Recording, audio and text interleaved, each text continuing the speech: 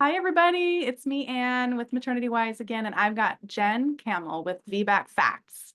And I'm super excited because she's going to answer a bunch of questions for us today and give you guys a little bit of insight on what we do with these people that have a previous cesarean. So, Jen, you want to tell us a little bit about your project and what you're doing and this whole amazing, full of stats website that you have?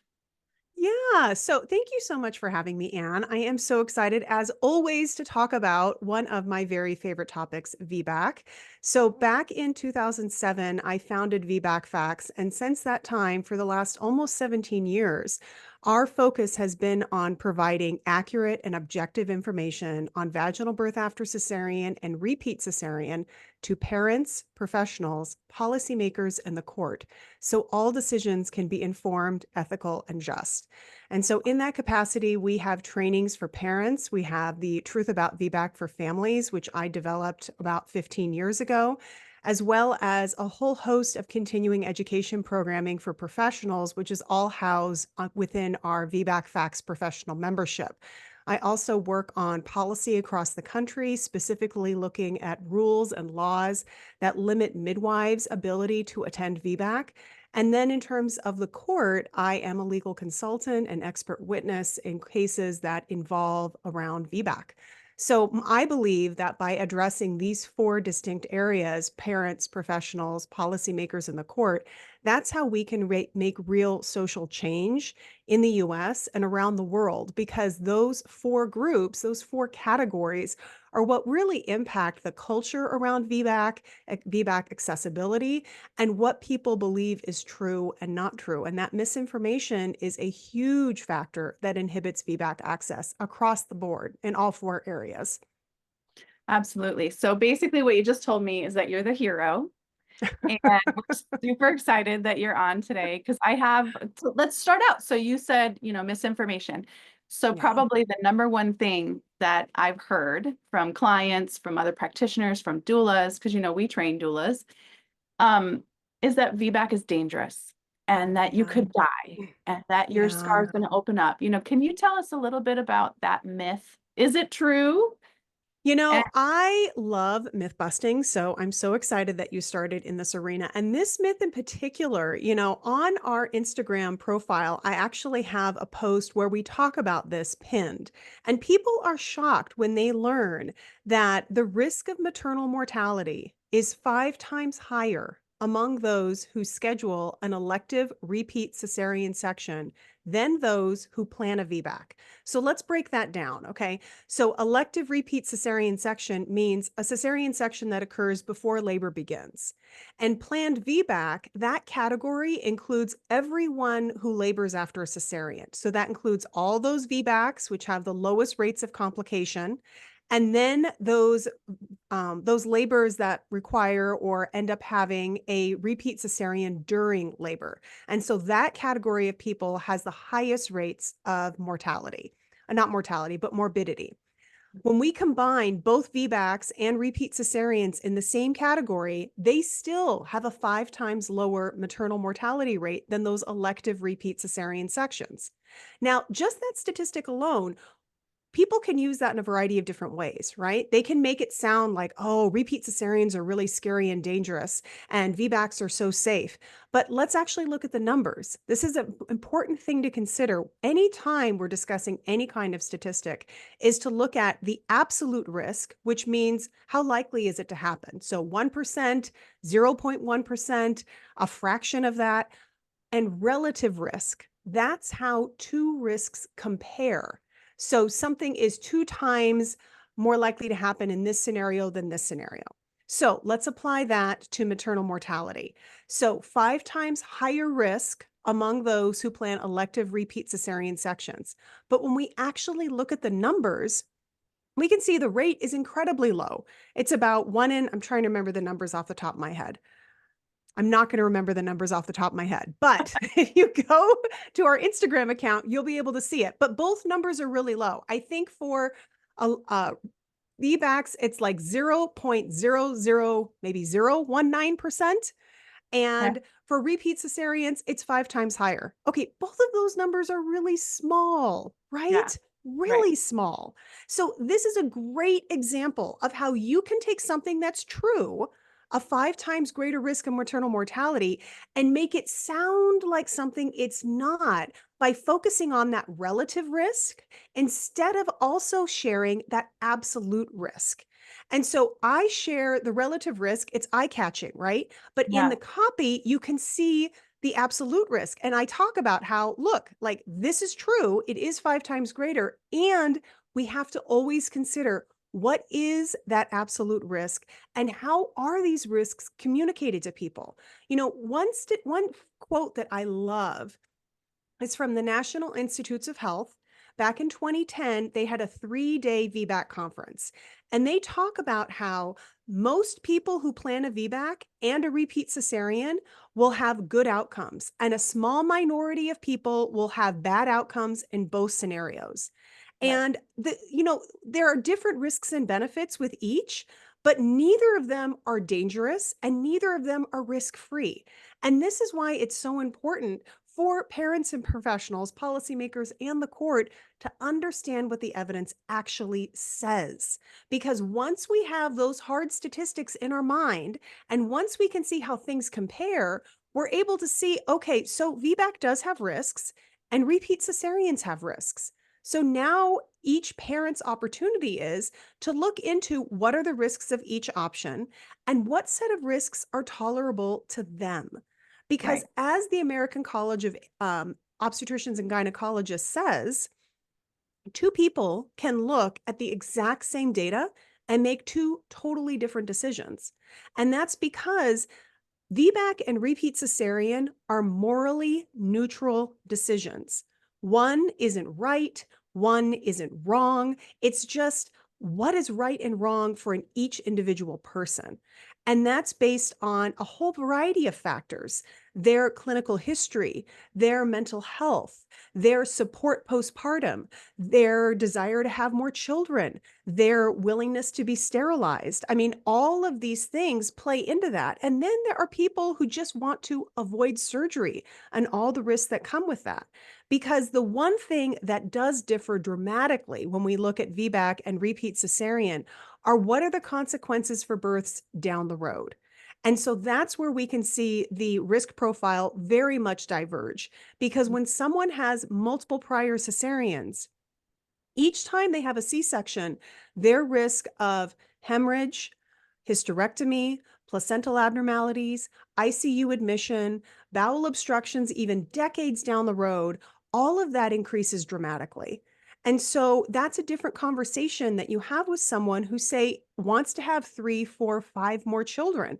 Well, Right. these are the situations I believe VBAC should be an option in any situation, but especially when people want larger families. They really should be given the opportunity to make an informed choice.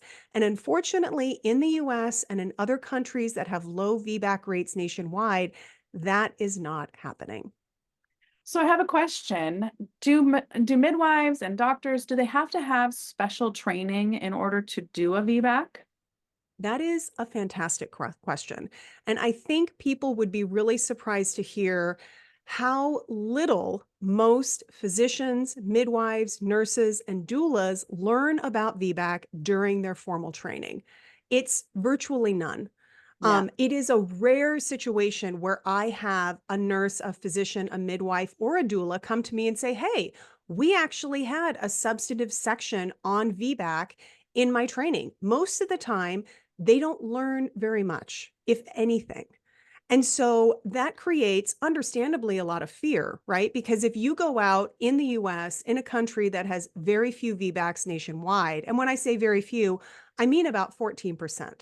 So 86% of people in the US have repeat cesareans, and only 14% every year have a VBAC. So you go out, you graduate from your program, you go out into the world, and most likely you're going to encounter a lot of fear, a lot of misinformation, because that is part of the larger culture that drives these repeat cesareans. And so that's part of what we do, is providing continuing education for providers as well as these courses for parents to be able to make it very clear. These are the risks and benefits. This is the politics of birth. That's a huge thing relative to VBAC. So to Right. get back to your original question, they don't learn very much. And Yeah. so, and do they need special training? They do need training in terms of understanding what the risks are, because often the risks are quite exaggerated for VBAC and they're minimized for repeat cesarean. So many people are left with this notion that, well, like you opened with, VBACs are dangerous and repeat cesareans are safe. Yeah. And if we filter the information, kind of like that maternal mortality statistic, if we look at it a certain way, we can totally make it sound that way. I mean, people who understand what the data says can make the data sound like anything. That's why it's so important for people to understand how to make sense of the data, to understand things like relative risk versus absolute risk. We have a whole article up on the website about how to decode medical studies. So that way, when you are reading a medical study, you know what to look for. Um, I'm sorry, I'm getting a little bit off track. You're okay. You're okay. I like the off track that you're getting. I did want to say though, so we're definitely, guys, we're gonna have her Instagram linked under this video, your website, everything, so that all these educational components are going to be available after this talk. But so what is it that you feel like is maybe the top one, top two, top three things that a doula would need to know or should know that's going to help her to besides the statistics of it being safe, help her to, help her client to gain a VBAC, and then also ways to support through a VBAC. I mean, we teach that Yeah. there's definitely a psychological component, um, looking at ways that the body, I don't want to say failed the first time, but ways that the body maybe was impacted in labor the first time that necessitated a VBAC, movement, um, stretching and exercise and nutrition ahead of time. Like there's so many factors that can lead into a vaginal success birth. But what are some things that you would say doulas should know? Well, I think the most important thing is for doulas to remember that they have had the opportunity to see midwives and OBs over many, many births, right? So they know how they operate and they certainly have a sense of who is really supportive of VBAC and who isn't. And I think it is important if your client asks you, is this person supportive of VBAC or give me feedback about this provider, for people to be honest Yeah. about what they know. Because I've seen it time and time again, providers act like, oh yeah, I'm supportive, but what they consider supportive might be very different than what the parent is expecting. And providers might have very strict criteria about where your birth or labor needs to fall in order for you to be in that category of, okay, I'm going to support their VBAC. So I think the number one thing is to be really honest with your clients. And when they ask you questions, to be honest. And earlier is, of course, better because you have more options earlier in pregnancy than you do late in pregnancy. I think the other really huge thing is to invest in your VBAC education so you're able to give people the best education and support. And when I say that, I talk not just about being able to field questions about uterine rupture and placental issues and repeat cesareans, but also navigating our healthcare system in the US, where there are so many hospitals that lead you to believe your only option there is a repeat cesarean and you're not, quote, allowed to do anything else. I think it's really important for doulas to have a deep understanding of all the politics behind VBAC bans and what national guidelines actually say and what the research says, especially in rural areas. I think people are shocked when they hear that there are rural hospitals without 24/7 anesthesia attending VBACs in the US and Canada and having great outcomes. And I actually just updated that whole segment in The Truth About VBAC for Professionals, which is a training that professionals get access to when they join our professional membership. And I go through all of this new incredible research on rural VBACs. And what does that look like? What does the informed consent conversation look like? And really talking about rights and choices and responsibilities. Um, and I think the final thing that doulas can really do to help support their clients is understanding, like you said, that emotional aspect of birth and assuring people that there are a variety of factors that are at play in every birth. And you change up one of those factors, and labor can play out completely differently the next time around.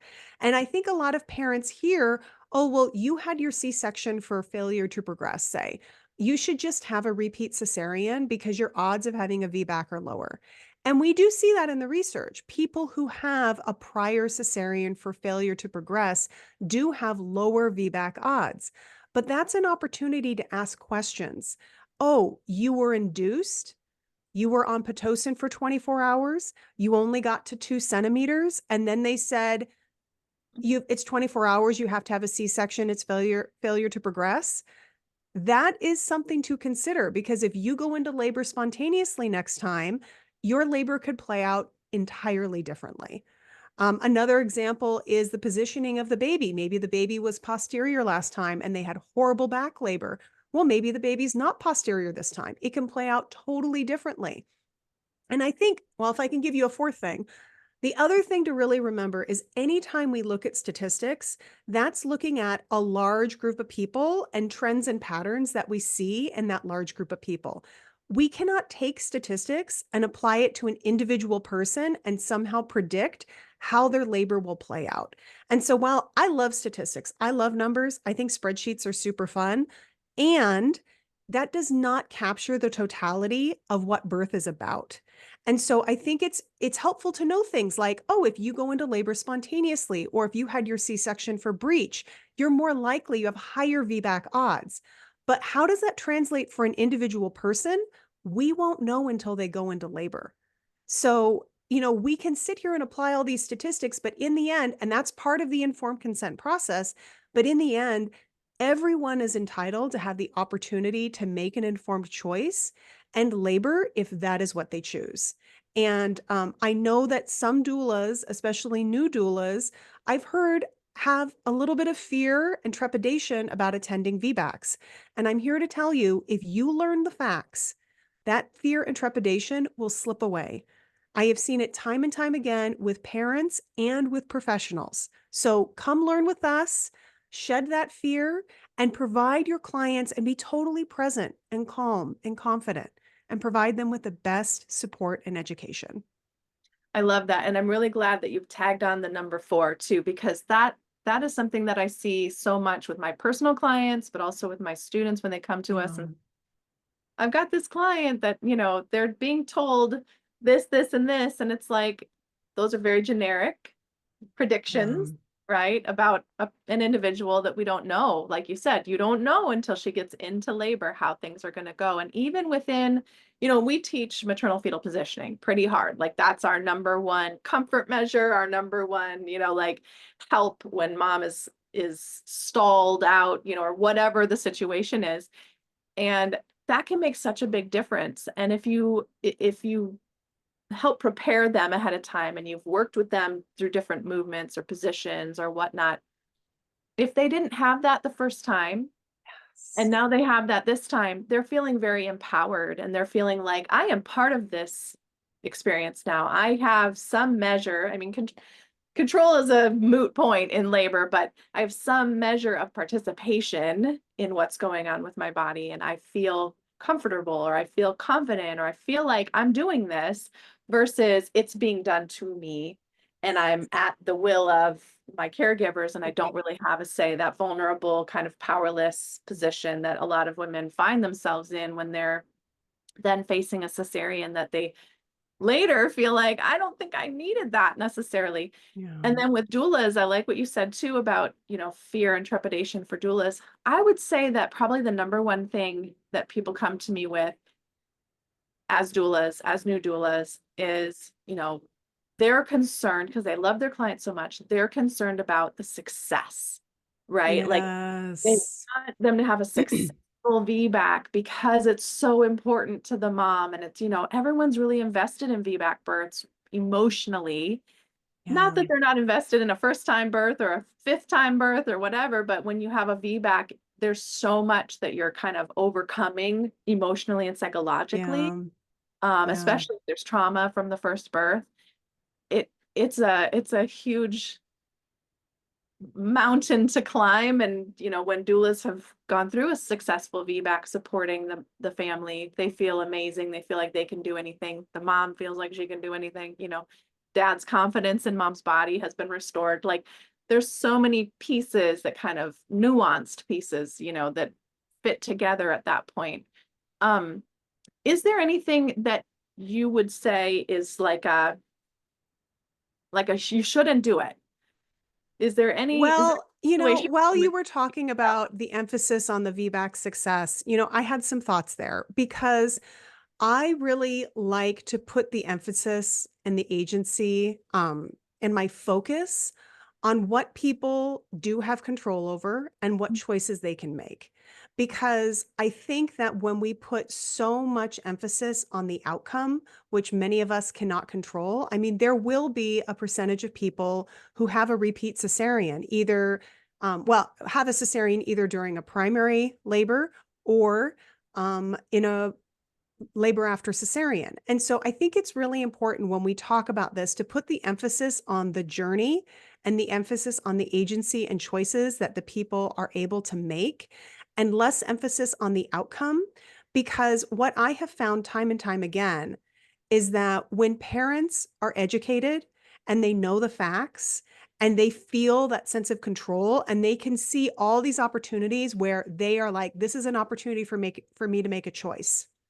This is another choice I can make to bring me closer to my goal. And when they focus on that, even if they end up with a repeat cesarean, they know that they did everything in their control and they stacked their odds in their favor. And I find that when they have the facts and they're able to exercise their agency, that they feel more at peace if they ended up with a repeat cesarean.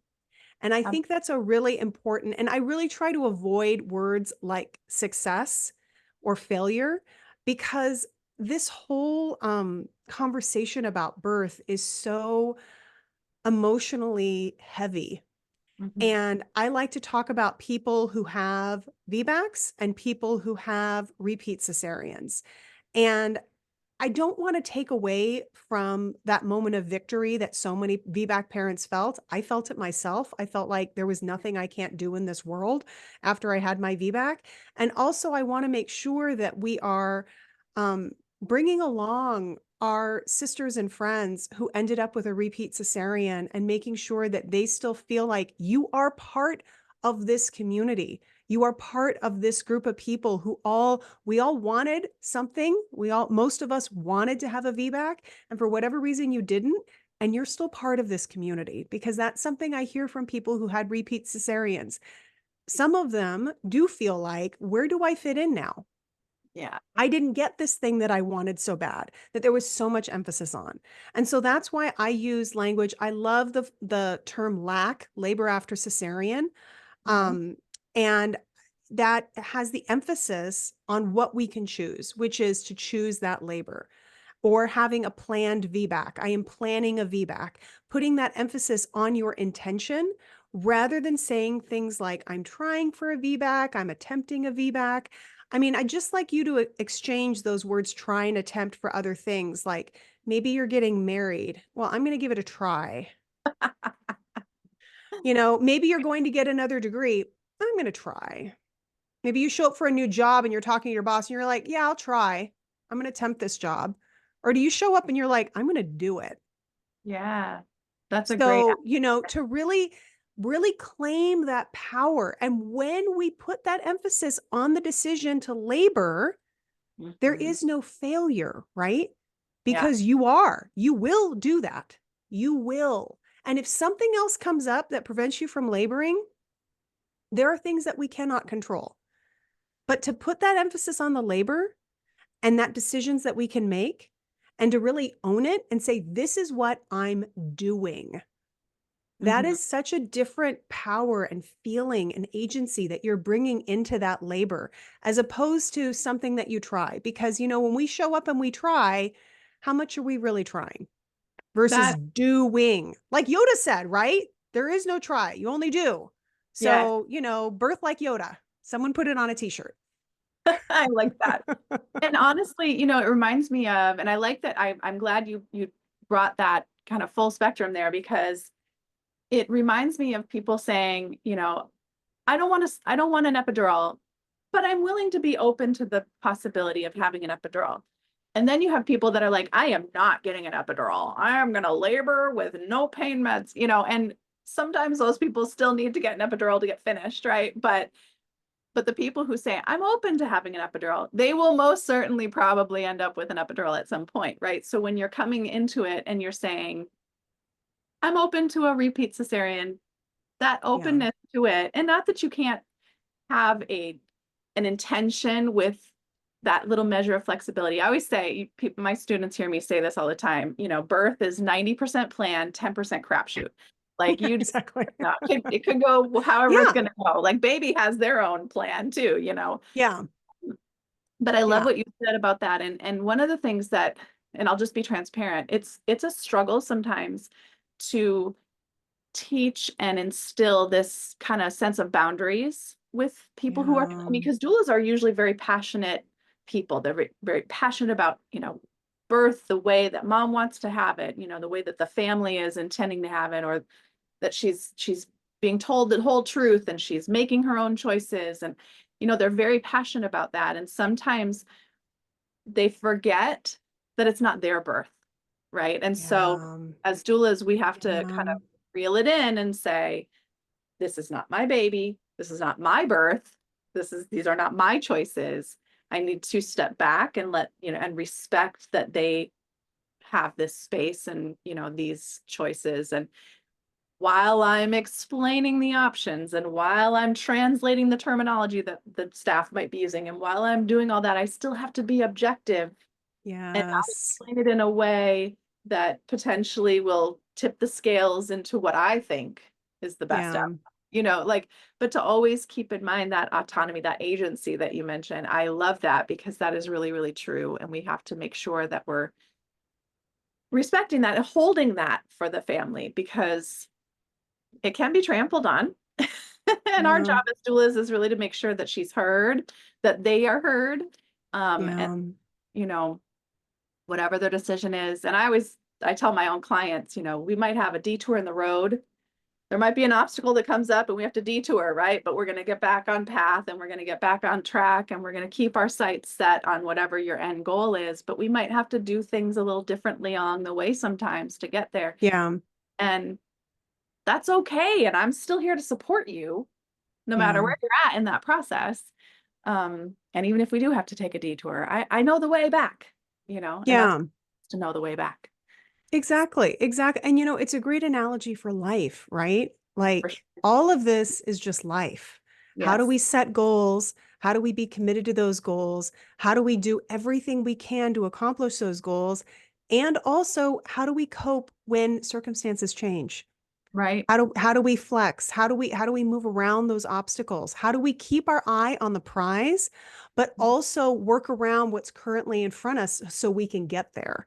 Yes. And so that's where having education and support is massive when you have a prior cesarean, because the difficulty in attaining a vaginal birth once you've had a cesarean increases dramatically, but it is 100% possible. And that is what I want people to hear. It is absolutely possible. People do it every day. I mean, the stories that I share, there was someone who went into a hospital. She had two prior cesareans, and they told her, you can't have a VBAC here. And she ended up, quote, consenting to a repeat cesarean because she was led to believe you can't do that here.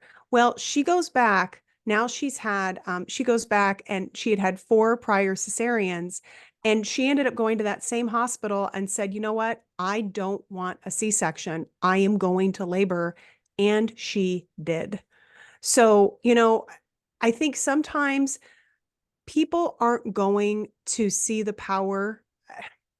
I'm trying to think about the right way to say this. It's like, if you come in with the energy of, this is my right to do this, and I'm going to decline surgery, there's no guarantees on how it's going to play out. But I think if you hold that power, I don't know, it's, even as I say that, it's so tricky because there are so many scenarios going through my head. It can be really hard to go into a hostile hospital environment. Let me just say that. Who And knows how it's going to play out? honestly, it's not. So I try to explain to my clients, staffing, not your problem. Yeah. Anesthesiologist there or not, not your problem. Yeah. Staff nurses, not your problem. Yeah. Your only focus needs to be on doing the work that your body's doing. Yeah. The staff, the hospital, all their responsibilities, that's their problem. You don't have to worry about it. Exactly. Exactly. You're here, Exactly. doing your job. Let them do their job. And if they have to hustle and bring somebody in because there's a VBAC on the floor, then they better hustle and bring somebody in because there's a VBAC on the floor. But that's not your job to be calling those shots. And that's not your job to accommodate them. Yes. They're the Yes. provider. They must accommodate you. That's what healthcare is. If you walked in Yes. hospital and you had just been eating a Big Mac, right? You were just eating a Big Mac, you got in a car accident, now you need surgery to save your life. They're not going to turn around and say, "Oh, well, she has a Big Mac in her stomach, so we can't do surgery." Exactly. Like, Exactly. they're going to do what they need to do and they will accommodate your needs because that's what healthcare is. And so Yes. that is part of that power where it's like, you're the one, or your insurance is the one paying their, bill to do their job. Let them do their job and don't worry. You don't have to worry about their job. They have Yeah. to worry. And one piece of information that I think, every single fact that we learn is a little quiver or a little bow in our quiver, right? Let me get my metaphors, my analogies right. But one fact that is so fascinating is that in 2017, the American College of OBGYNs said that in order to attend a VBAC, hospitals had to have level 1 care, which they defined as basic care or greater, which means every hospital that has an L&D unit, ACOG has said you should be attending VBAC. Now, why did they say this? They said this because for years they had this immediately available recommendation, which was interpreted widely across the country and resulted in VBAC bans and many people being told they were not, quote, allowed to have a VBAC at their facility. And in 2010, when the National Institutes of Health had that big conference, one of the things they commented on was the incredible chilling effect that immediately available recommendation had, and they recommended that ACOG reassess that recommendation. Well, now for years, they have made this statement, and yet VBAC is still very difficult, if not impossible, for people to access. So when you go into a hospital, whether you are a doula or a parent, and you're told, "Oh, we can't do that here, it's unsafe," or ACOG says, you can say that is not the case. ACOG, in fact, says every hospital with an L&D unit that offers basic care or greater, which is every hospital with an L&D unit, should be attending VBAC, can And attend VBAC. this was And 2015, this right? is, 2007. yes, So that yes, a long time ago, technically, right? And everyone should know this by now. Every L&D, exactly. and maybe they do, but it's not I really don't think they policy or do. I don't, I think clinicians are incredibly busy individuals, and to stay on top of all of the evidence and new guidelines and nuance this and nuance that is really hard. So that's why we develop these continuing education programmings, because it is incredibly time intensive to stay on top of all of this. And people don't have time. They have work, they have families, they have lives.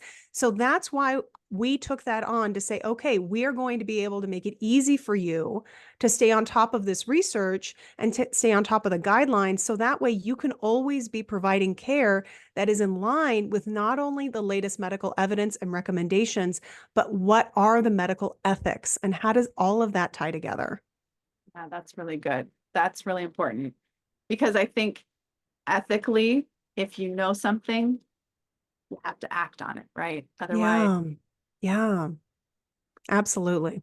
Well, I am so grateful that you spent time with us today and shared all this amazing information. So I'm going to put your information. Well, tell us where we can find you, first of all. Well, you can find me at vbacfacts.com, and there you can learn more about our courses for parents, our professional membership.